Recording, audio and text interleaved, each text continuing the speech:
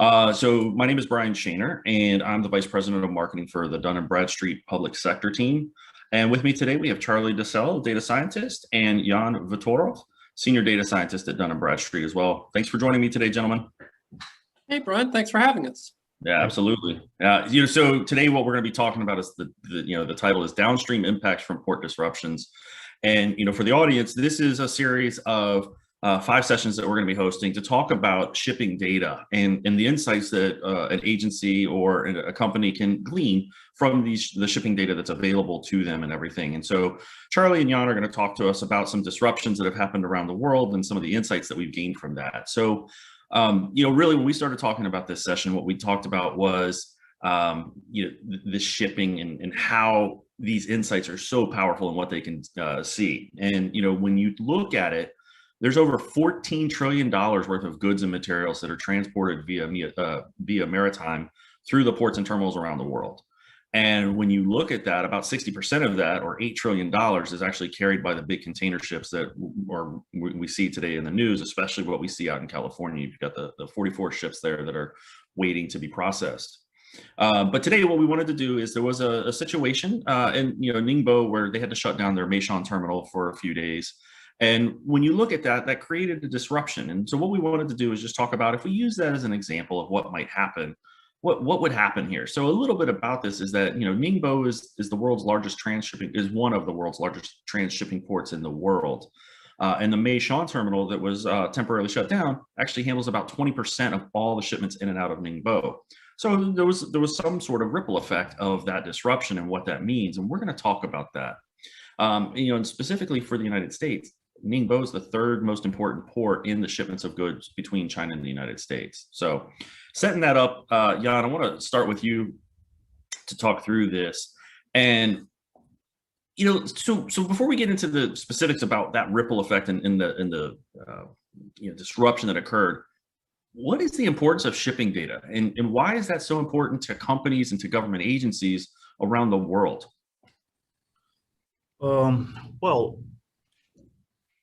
As you mentioned, the bulk of world trade goes via ships, and out of that, 60% is containers. So we're talking about a global supply chain that is running around the clock. And what we observe, and we all see the news. We see the headlines about the disruptions in Chinese ports. We see the disruptions in US ports. So on the macro level, everyone hears, if you watch the news, you see that. But what exactly does it mean? How does it connect to a specific company either experiencing a massive cost increase or a supply disruption that really severely impacts their operation to the point of closure or suspension of the operations because they don't have the parts?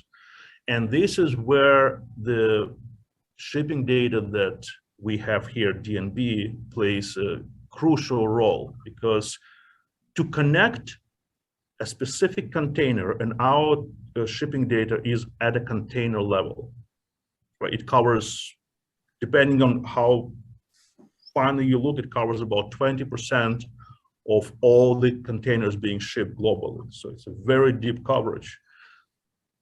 Each container would have a consignee, a forwarder, a shipper, and a notified party. And all these entities could be mapped using DNB's matching process to a specific company. We can convert this macro story to a specific shop, to a specific factory that is being impacted by this delay. And I think this is the crucial step into converting a generic, shipping disruption headline to a very actionable and analytical output. No, that's good. And I think one of the things that we talked about is the timing of when that data is available and how you might be able to use it, because there's, you'd really like to know ahead of time versus after something's happened to know that, right? Because then it's premature. So talk to me about, how having data before when things are booked is better than kind of waiting until the past, until it's, the ship has already dropped off everything. Well, Charlie, correct me if I'm wrong. It takes about what, 40 days? No.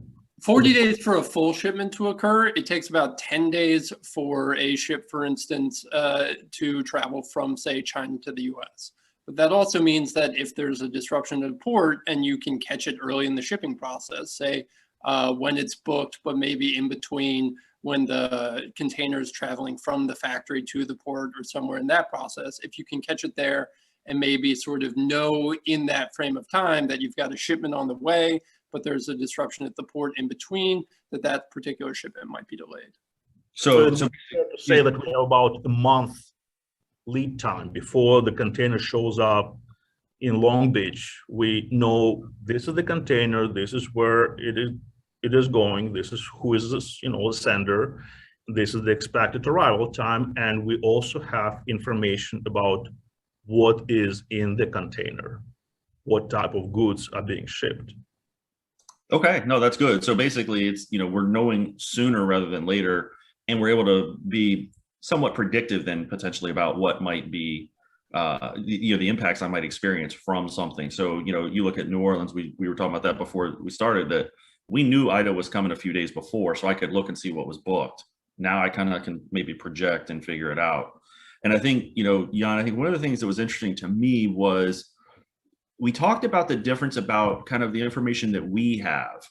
And we can see things at a macro level and down to the container level, as you described, but we really don't have a full picture. And it's really when we partner with the companies and have their data. Can you talk about that a little bit and how we get that, how the companies would have a better view when we couple our data with their data? Right. So every company has their internal data sets. They have some information. They know, say, how much inventory they have. This is information that is highly proprietary. We don't have it. But if a company wants to understand the supply chain risk and they want to understand, quantify and measure the expected impact of the supply chain disruption for their U.S. suppliers, right? How you usually don't have much visibility once you go, 1, 2, 3 layers of supply chain, and you don't want to walk into a phone call saying, sorry, 6 weeks delay because of such and such, and you don't want to know this, to find out about this,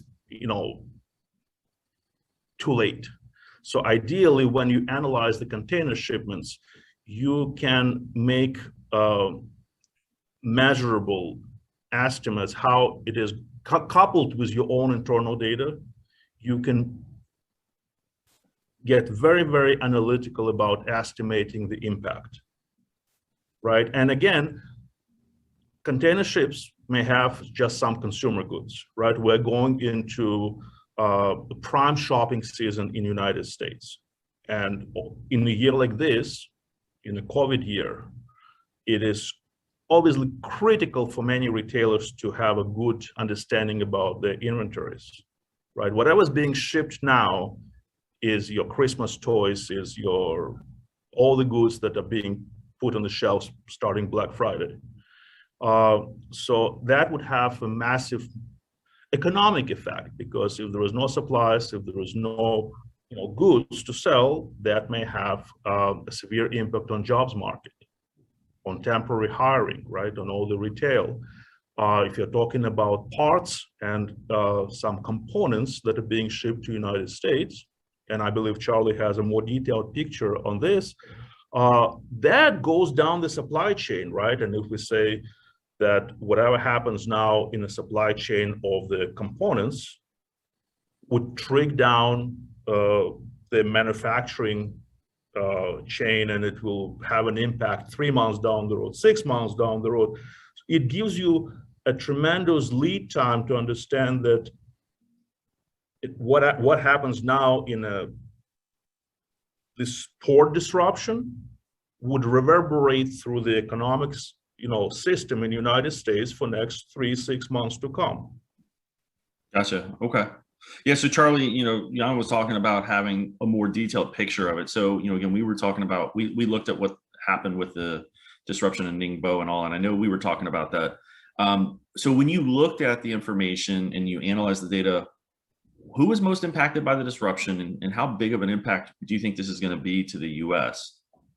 Yeah, sure. So if we're talking about the ports that were most impacted, the port of Long Beach receives about 5.8% of shipments leaving Ningbo Zhoushan for the US, which constitutes a little over 13% of the total shipments coming into that port. And the port of Los Angeles next door sees the third most shipments at around 4.7. So in sort of absolute terms, those ports would see the greatest effect. However, my colleague Julia Zhao built sort of a port connectivity index, which measures the pairwise importance of shipments between ports. And using that index, we suspect that the sort of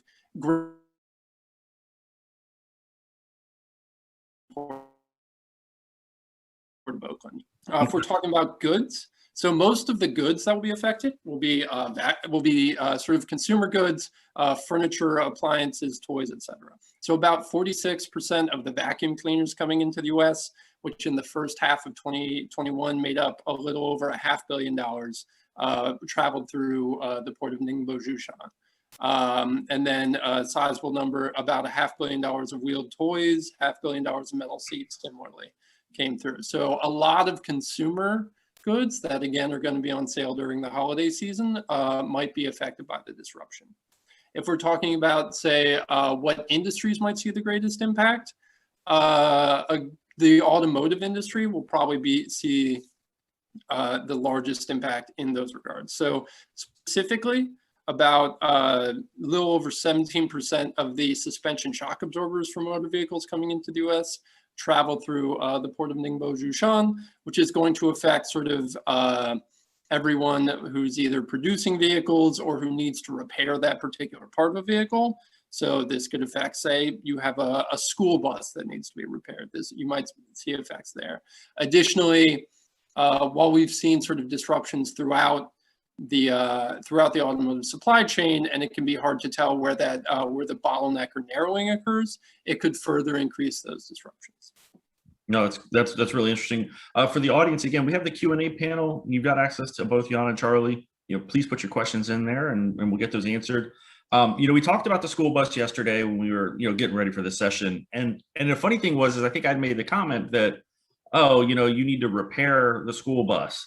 And Jan, you made a point to me that I thought was really important about, well, again, we don't know what the inventory situation, that that school district would know, what they've got in their inventory. But if they're waiting to buy those suspensions, shock absorbers to repair the bus, but if they don't have the inventory and they're not there, the ripple effect is what? That the buses can't go. And then all of a sudden you create a bigger problem, because now if buses can't pick up kids, now you got to figure out an alternative to get the kids to school. I think that was a huge call out to me that was a very, to me, distant impact of a potential disruption like this. So I thought that was really good for us to for you to comment on that yesterday. That was great.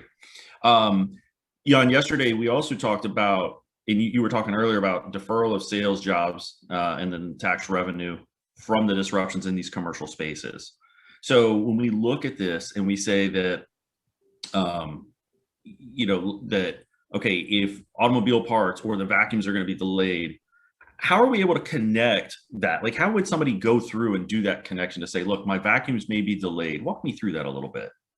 Well, for every type of goods, for every services, there is an elasticity of demand. Right? If we're missing vacuum cleaners, well, for the most situations, it's not going to be critical. You just delay the purchase. If we are talking about car manufacturing, well, you need to get the car out of the gate. You need to deliver it to the dealers. If you're missing one component that could be a tiny little $5 or $50, but you cannot have car running, that creates a disruption that delays delivering over a product that is retailing for $30,000, $50,000, right? So in some cases, you are going to have a mild price increase. For some cases, you're going to see a spike. For example, we all know what happens in the used car market in the United States. And that's essentially one of the aftershocks of the supply chain disruptions. And in the case of car manufacturing, we may have 98% of the components ready and to be assembled, and we could be missing just a tiny fraction. If you look at the list of parts, but those are critical parts. You cannot have a car without it, right? So then in the situations when the demand has no elasticity whatsoever, we are going to have very non-linear, very sharp price jumps, because if everyone is scrambling to locate that specific part, that specific component, that specific semiconductor chip or whatnot, that creates a very disproportional price reaction, because everyone is just panicky scrambling to get their hands on it. But as you mentioned in the school bus example, if you don't have parts, you have to stop.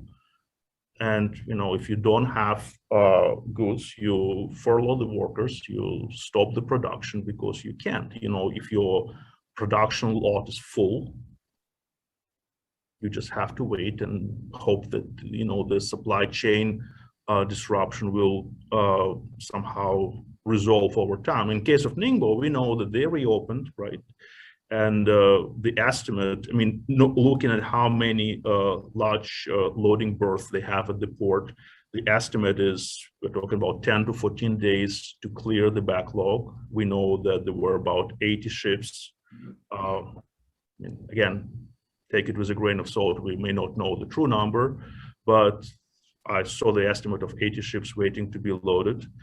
And we also had a situation with Yantian port in Shenzhen, which was closed for months in June, also due to COVID. So this is not the first time this is happening, and we roughly know how long it takes. But important point to realize is that this is a global supply chain. If you think that you have nothing shipping from Ningbo port, so you're not going to be affected, that's a very wishful thinking, because once the slowdown, that 2 week to 18-day reported wait time for the ships to be loaded and unloaded, both in China and on West Coast, it creates shortage of containers, right? We already see that the container cost jumped to some unimaginably high numbers. From a few $1,000s to East or West Coast, say a year ago, we're talking way north of 10, in the high teens for a container. That cost is being passed to customers, right? The higher shipping cost goes down and creates an increase in cost of goods.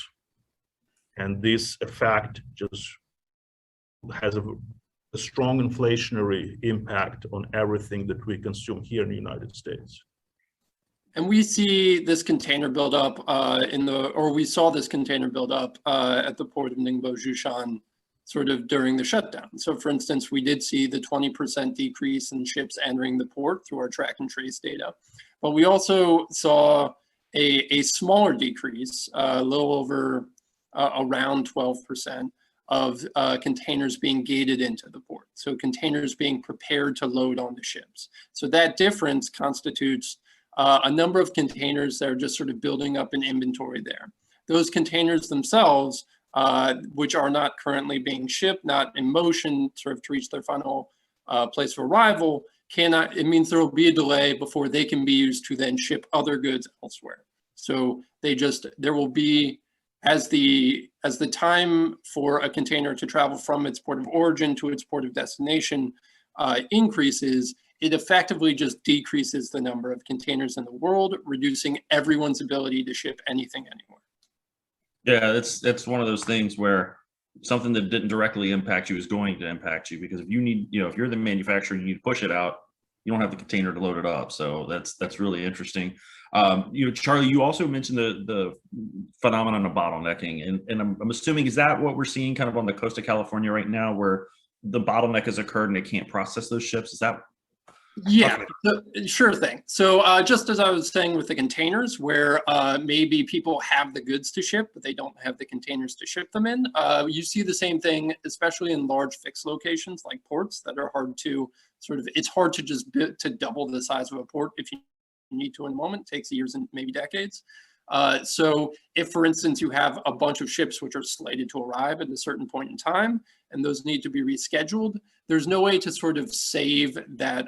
There's no way to sort of save that time. You can't inventory sort of a port berth. So if you have delays in the shipping process, you then need to just sort of juggle everything around, and that makes everything take longer.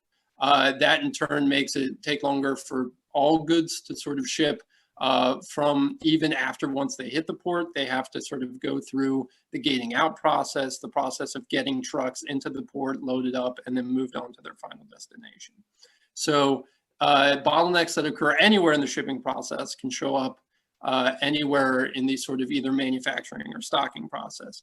It's a little bit less essential, but still problematic for consumer goods, because those are reaching sort of warehouses and then stores finally for final delivery. Anything in the intermediate supply chain, say again, we were talking about the automotive parts, is then going to further delay everything that requires those parts to manufacture. So you might have, as Jan was saying, you might have 98% of a car built, but if you're missing some car parts, well, you have 0 cars. So missing any part is going to sort of delay that entire process. And these effects can sort of compound down the line in a lot of sort of different, very difficult to estimate ways, because you have to know sort of where that bottleneck is specifically. Gotcha. Okay. And then you also mentioned track and trace. Talk a little bit about what that is, please. Yeah, sure. So we track events as they move through the shipping process in our track and trace data. So for instance, we get information on when an empty container is moved to sort of a shipper's location to be filled up with goods, when it arrives in a port, when it's loaded onto a ship, when that ship departs that port, when it arrives in a different port, when it's gated out of that port, and then when it reaches its final recipient, wherever that recipient may be. It might be a store in West Virginia, might be somewhere in Arkansas, might be an importer in California or Louisiana. So we can track events throughout the entire shipping process. Yeah, and it just gives a greater level of granularity to where disruptions may occur. And Brian, to Charlie's point, the crucial step, the crucial jump from watching CNN and seeing this news, or reading an article in a journal, in Wall Street Journal, and reading the news, and answering the question, what does it mean to me? What does it mean to my company? What does it mean to my state, to my town? How does it affect the mall that is being located? To be able to connect it to an actual company, to an actual manufacturing plant, to an actual, process. This is where the data set that we have, coupled with our ability to match this information to a specific company, which is a highly non-trivial process, because if you look at how this shipping declaration is being filled, it's essentially a free text format. Nice.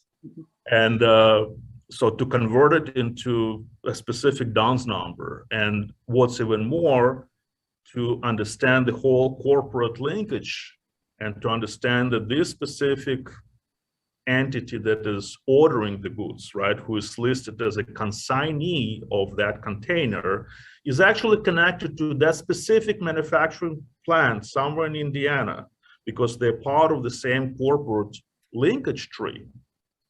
It is a highly non-trivial exercise that we at DNB spent 180 years developing. Yeah. Essentially, it does empower users to quantify, to measure the impact, and do it not post factum when it already happens and you can't really do. You could be proactive, trying to see the events which are still over the horizon, anticipate, and to get prepared as much as you can. No, that's really good insights. I think one of the things that we talked about is we looked at all the shipments, kind of to your point about which, if I'm an agency and I'm looking at things. Charlie, I think you did an analysis of the number of shipments that are coming out, and then were you saying that I think you said there was like thousands of containers that are supporting government contracts that potentially are Yeah, so as Jan was saying, our ability to match containers to the businesses receiving them allows us to sort of identify thousands of U.S. government contractors, which typically have shipments passing through Ningbo, Zhoushan, which might be affected by this particular disruption. So yeah, we can identify at the business level disruptions that may be occurring. Those thousands come out of a little under 100,000 unique recipients that we track coming out of the port over the past year. Hey, we got a couple questions here. So number one, Abby wants to know, and I think we've kind of seen this, but let's go back to this. What was the impact felt here in the U.S. from the Ningbo delay? And I think, did we say that was what, 2 weeks roughly before the delay starts hitting the United States and the shipment delays? So we won't have the full impact until the ships reach California. We know how long the port was shut down, but so for instance, we can't measure the full impact of the sort of delay of the ships until the ships have completed their shipping process. Gotcha. Until they get here. We won't know. We don't currently have an estimate, but we won't know.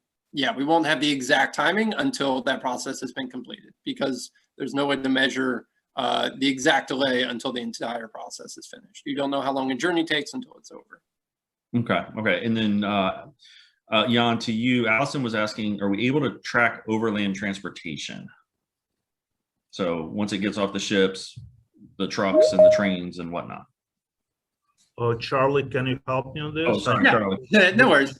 Maritime, but yeah, so the short answer is yes. It depends how you're sort of defining that, but we can, for instance, see a shipment arrives in a port. Where is it bound for eventually? So for instance, we recently conducted an analysis of importers and exporters that might be affected by port disruption in New Orleans after Hurricane Ida. And we can sort of identify the states in which those importers and exporters of most affected will be is one thing we did. So yeah, if you have, for instance, say a shipment that starts somewhere in inland China, travels to a port, comes into the U.S. and then goes to North Dakota, we can absolutely track that. Yes. But to put things in perspective, right? The overland shipping is much more distributed. If you think one huge ship with say 20,000 containers arriving to a port, right? This is one bulk kind of unit of transportation that we can track through the journey.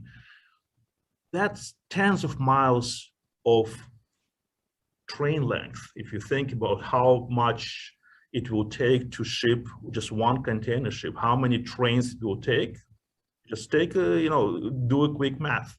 You have 15, say 10, 15, 20,000 containers. Each of them is 20 to 40 feet long. If you do multiplication, you're getting a lot of trains. I'm thinking trains, 18-wheelers, like I'm thinking everything now. Like I've never heard it described that way, and I'm just like, my mind is kind of blown by. You're talking about a 40-mile long train just off one ship, and to put things in perspective, right? So Ningbo, we know that they're third largest. But if you look at the map, who are the other two? Well, Singapore and Shanghai. Shanghai is really across the bay from Ningbo. If you look at the map, they're not adjacent, but they're very, very close to each other. Right. And those two ports are handling, so Ningbo is handling about 28 million TEUs, and TEU is the 20-foot equivalent unit. This is the unit of measurement to account for different container sizes. So they handle a 28 million a year. So we're talking about 500,000 of TEUs per week, right? Now, average ship that doesn't have to go through Panama Canal is, say, 5,000-10,000, and they can go all the way to like 24,000, I think the largest one, right? So Ningbo has, what was the count? I think, so they have 39 large loading berths. So they can load at the same time 39 large ships, right? And the loading time, Charlie, correct me, is it a few days, right, to put everything on a ship? I don't have those numbers in front of me. I don't know at the top of my head. Sorry. It's not an hour, right? So there is it is a time-consuming process. Yeah. So there is so once you take into account all this, blocks of containers being put, so, look, it makes our job easier because we can track it. We know there is a cluster of containers and on the journey from Ningbo to Long Beach. But once it hits the land, it trigs down and it gets broken down into literally thousands of 18-wheelers and perhaps hundreds of trains that distribute goods towards the final destination. Yeah, I know when we were prepping for this, it was just really the insights you all had from looking at this data was really impressive, and it really made me appreciate how one tiny event for 10 days that seems very unimportant to me because I'm in the U.S. and that happened there. Just the impact and that ripple effect that I'm going to feel, right, as a consumer and as a business, so that we will feel. So Charlie and Jan, thank you so very much for joining us. This was really insightful for the audience. Thanks for staying with us again. This was our first session on the shipping data. Next week, we're going to talk about the linkages. And Jan talked about that a little bit about really, there's manufacturers that are supplying you goods and stuff, and being able to connect all of those to really look deeper into your supply chain, understand where some of those impacts may be, and uncovering some of those hidden connections. So thanks again for joining us. Charlie, Jan, thanks again. Really appreciate it. And with that, I'm going to go ahead and end our call. Have a great rest of your day, everybody. Bye. You too, Brown. Thank you.